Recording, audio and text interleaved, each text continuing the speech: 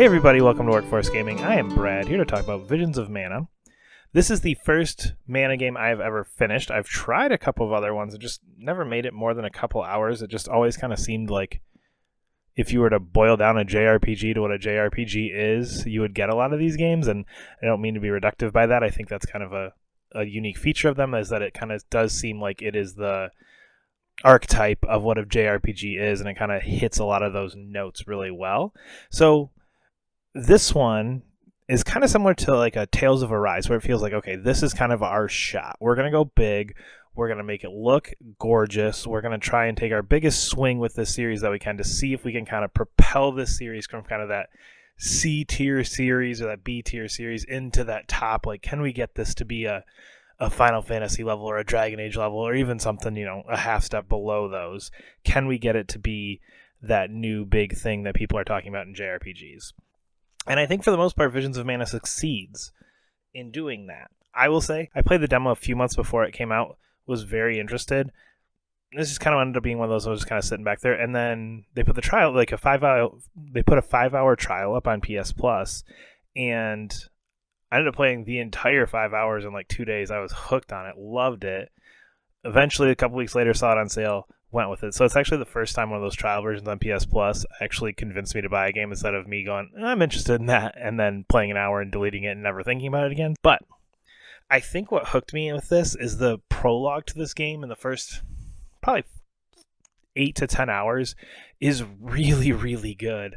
The prologue especially, you play as a different character, and it really sets up the world for what's going on in the early story stuff. Basically, in this world, I can't remember if it's a year, a couple of years, alms have to make a pilgrimage from their city to the mana tree and essentially just sacrifice themselves in order to keep mana flowing through this world, because things have happened that have basically eliminated it.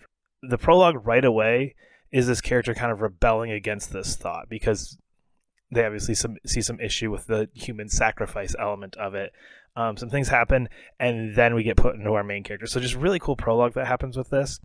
And then the first few hours of Val, our main character, and his alms, as he's the soul guard who protects them and helps them get to the mana tree. Just really, really interesting things. If an alm from the village doesn't go through with this, then natural disasters of that type into that city happen. So, for example, one of the early ones you meet is the fire alm, and she, basically, if she doesn't make it, they're like, well, if you don't go do this, the volcano is just going to constantly erupt for the next set amount of time period until the next journey to the mana tree. So there's this consequence of, like, people have seen it happen, and there's specific evidence in the world of, like, well, this didn't happen once, and now that city no longer exists because their alm was like, nah, screw it, I'm not going, or didn't make it there. So there is instantly this consequence of, like, as you rebel against the system, it has major ramifications for, your city, your family, the people that you love. It's a really good hook for that first opening couple 10 hours or so, just that opening couple of acts. I will say that once you kind of get this world and you understand the world of it, I think a lot of like Xenoblade 3, where it's just like the world and what's going on, is so interesting and so unique. But the thing that Xenoblade 3 does that this doesn't is that kind of pushes you forward with this really compelling characters and this really compelling narrative. After that initial kind of, once you get what's going on, it's essentially just your party going to go, okay, well, on the way to the mana tree, you get the fire alm, and then you get the earth one, and then you get a moon alm, and you kind of like almost like collect your party just by just going down this linear path straight through the world, and you kind of slowly but surely get there, and you get your JRPG quests, your side quests, oh, hey, can you help the queen of this town pass on the legacy to the next ruler? Can you go deal with this group that's out here? Just kind of your generic JRPG things. And I think it starts to slowly go downhill. I actually felt like it just dropped like a rock at the end. I was kind of like, the last maybe 5 hours was kind of a slog just to get through, because it is pretty much just a like, all right, we did some things. There's some twists that are really good, and especially I kind of keep using that 10-hour mark. There's an event that happens in the 10-hour mark with one of the characters that is just incredible. Very, very well done scene. Such a cool scene. Kind of one of those scenes where just your emotions are all over the place. Great scene, kind of a pivotal scene in the game. But once that happens, the game just kind of doesn't know what to do with it. It's like, we had this big emotional moment. We had these big major changes for our character and our party, and now we're just left sitting here. And from there, it's like, okay, well, we better just keep going, I guess. Oh, this, we know there's this weird little thing happening now, and you kind of meet the true villain of the game there, and essentially it just becomes, hey, around the world there's 5 giant monsters. You need to go kill the 5 giant monsters before you can end the game, and that's kind of the last 5 hours. So it just kind of ends on this very sour note of just like, do the thing, I guess. Not really much going on. There is some cool story development that happens in the last part, or not story. There is some good character development that happens in that last chunk of time, but for the most part, it is just so much just, go get those last monsters, and it kind of sucks just because the game was on such a roll, and you just kind of feel it run out of steam. Like it's like, all right, well, where do we go now? And I don't know. I will say another hook with this is the combat. It's so simple and straightforward, but it works really, really well.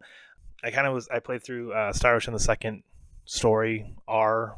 That one hooked me too because the combat, it's simple fun. It's just smash, smash, smash, smash, dodge, throw a couple magic spells out there, charge your meter up so you can do your fun big ultimate attack and move on to the next one. It's not a very challenging game. I didn't really struggle with much. There were a couple bosses that I had to do a few times, but for the most part, a pretty just straightforward game. Simple combat, simple get to the thing at the end story. There's kind of a twist in there a little bit, but more than that, it's just kind of just get to the end of the game. I do think, kind of like I started off with, this feels like a JRPG that is just kind of the essence of a JRPG. And I think sometimes when you see a game in a genre like that, where it's like this, if you want to know what a first-person shooter is, play this. If you want to know what a tactical RPG is, play this. Because they have kind of the whole elements of it. This feels like that a little bit, but it's also at the same time, it's like so cliche in a lot of things and just so much like, yes, this is exactly the, like, if you were to summarize everything people like about JRPGs and dislike about JRPGs, this checks every box.